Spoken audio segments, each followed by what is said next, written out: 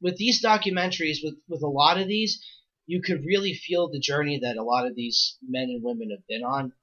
And for Nigel especially, like, you really fell for him.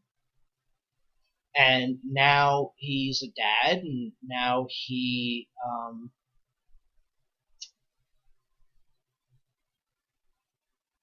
what was it? The Daniel thing was like, oh my god, that broke my heart. Because the day after he retired from pro wrestling, the day after he wrestled his last match,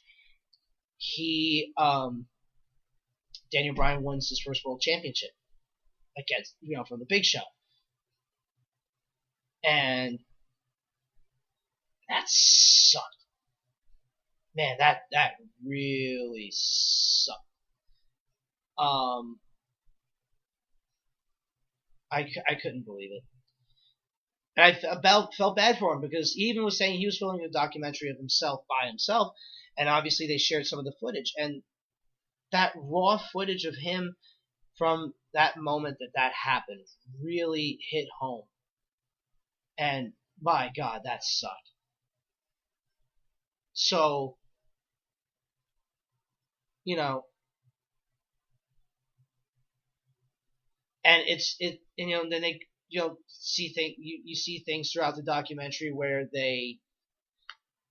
Nigel, you could see, is getting very anxious, that he wants to get in the ring and wrestle, because he feels that, he says, you hear him a couple times, I feel I could still do this. And I honestly don't doubt that he can. That he can't. I'm sure he could. And I'm sure if given the opportunity, he would wipe the floor clean of anybody. But now with that out in the open, that he had hepatitis, and he says the disease is cleared, and obviously the doctors would check, I highly doubt he would be able to get one more match in.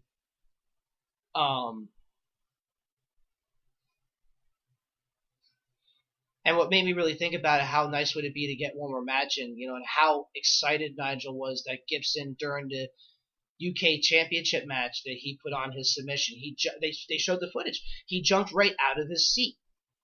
He was so excited. He was so hyped. And that's the kind of passion that you love to see from people, whether it be, again, actor, sport, a pro wrestler, pro athlete, anything. That's the kind of passion you want to see, that that they love doing what they're doing. And you see him and Mauro Ranallo having their discussions, and Mauro Ranallo being the broadcaster he is, and obviously I would like to hear him do more interviews, but you just hear him asking questions in random conversation of, like, it's really got to eat at you, and whatever, but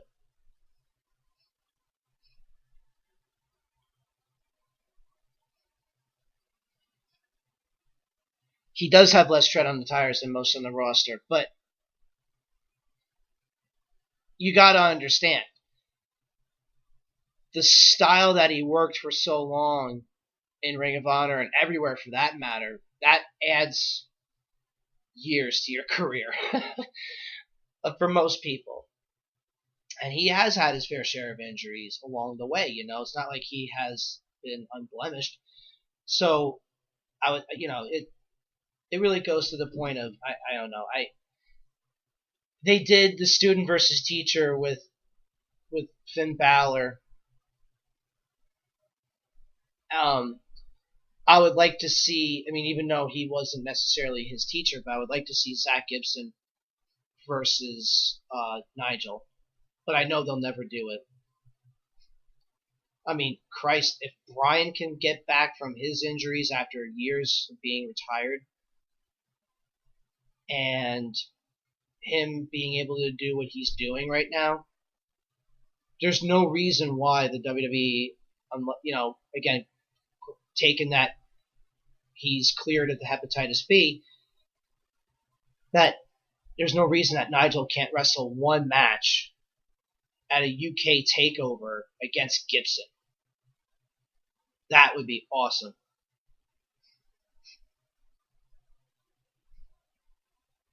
Oh, he did? Well, he did, but didn't he also retire?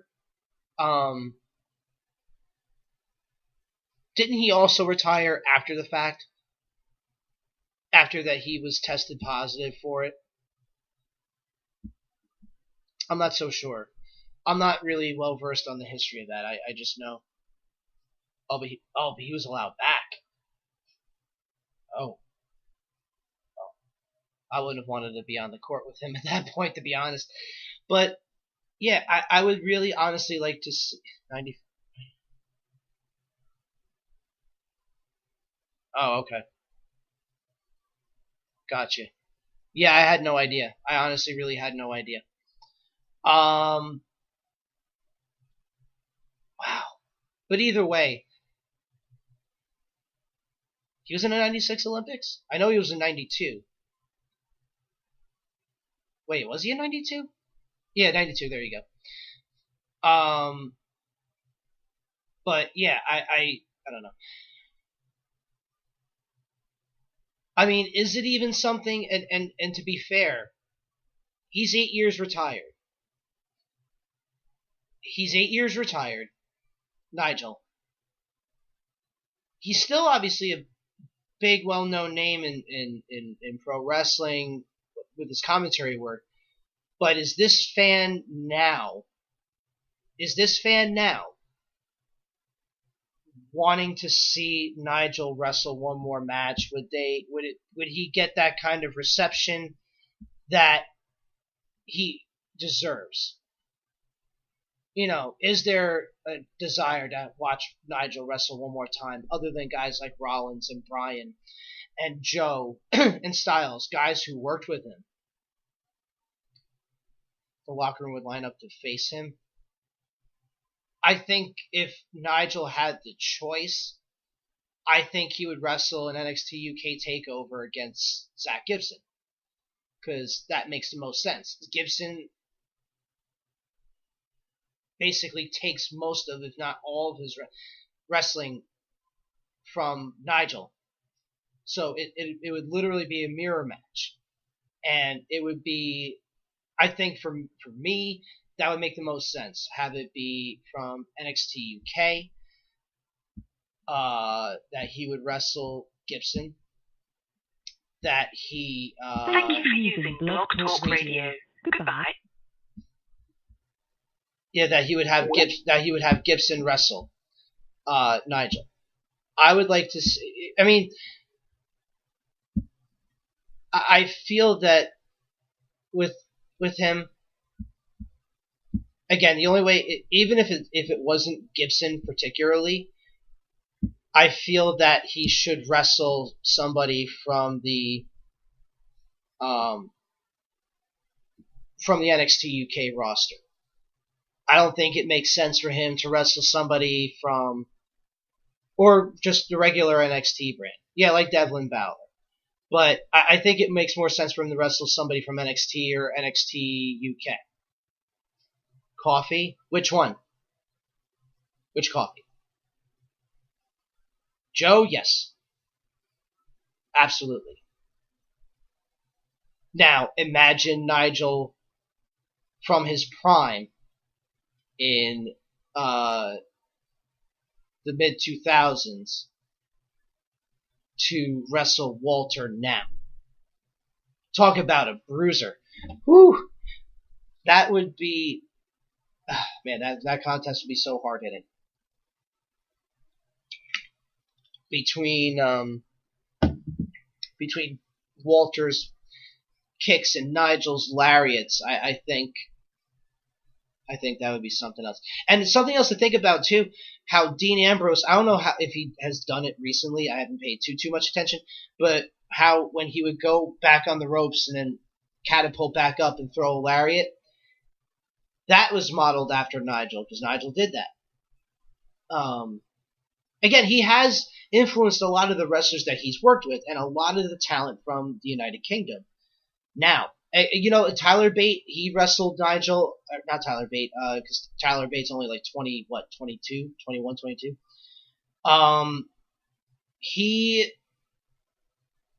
Trent Seven wrestled Nigel on his retirement tour. And they show that they were talking about it later, in that documentary, and they were talking about it. And it's really, that kind of gave me chills. That's just like, oh my god, like that's so cool.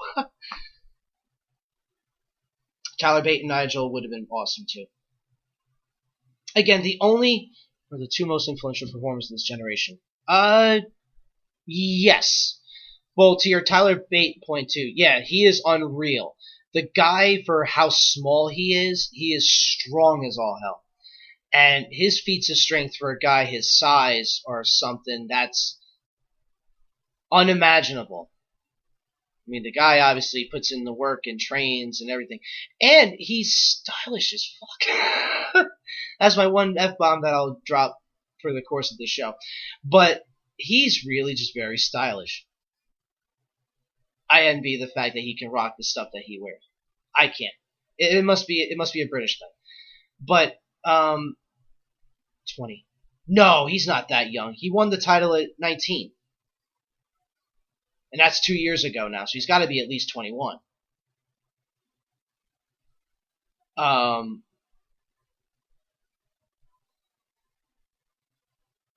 21. Okay, so I was right. So Nigel and Bryan being the two most influential performers. Yeah, I'll agree with that. Yeah, I'll definitely agree with that. Bryan coming back after being retired for 2-3 years, and when it seemed like it was impossible considering how the WWE doctors are, he still managed to get cleared, and now he's WWE champion, and he reinvented his character again, and the character is super over for what it is, and it's awesome.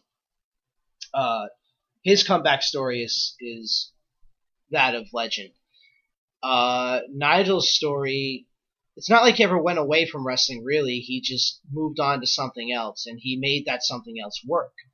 Because, obviously he needed a paycheck, so he just did, because obviously this is all he wants to do, is be in the world of wrestling. And now he's doing what he can to make it work, and it's working out for him tremendously. It really is working out for him tremendously right now. I like the combination of him, Mauro Ranallo, and Percy Watson.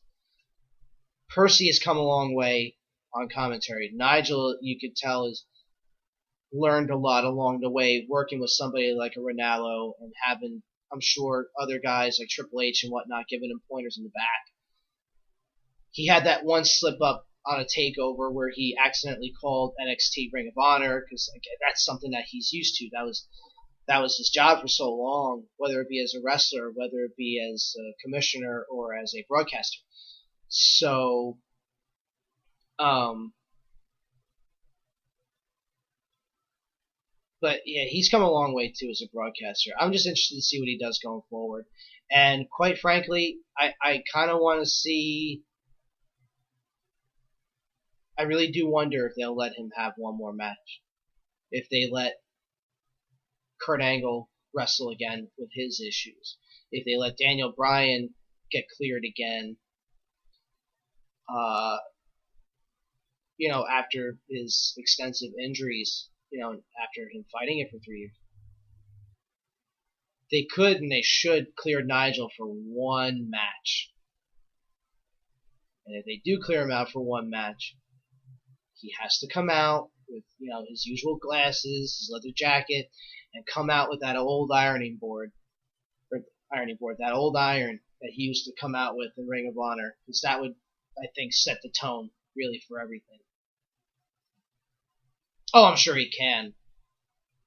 Well, again, he even said it in the documentary that he is still capable of doing it, physically. And who's to say that when he's at the Performance Center that he's not training? Also, thanks Lionheart 1974 for the follow. I'm about a half hour late for that, but as you can see, I don't get the notifications here live on Twitch. Yeah, he could do it, but again, it's just a matter of them clearing him. But he'll get those itches of like, oh, I can still do this and that. But does he really have that urge to perform even one more match? We don't know that. Chris Jericho's just a whole other entity of himself. That guy doesn't age at all. He doesn't age. He's just incredible.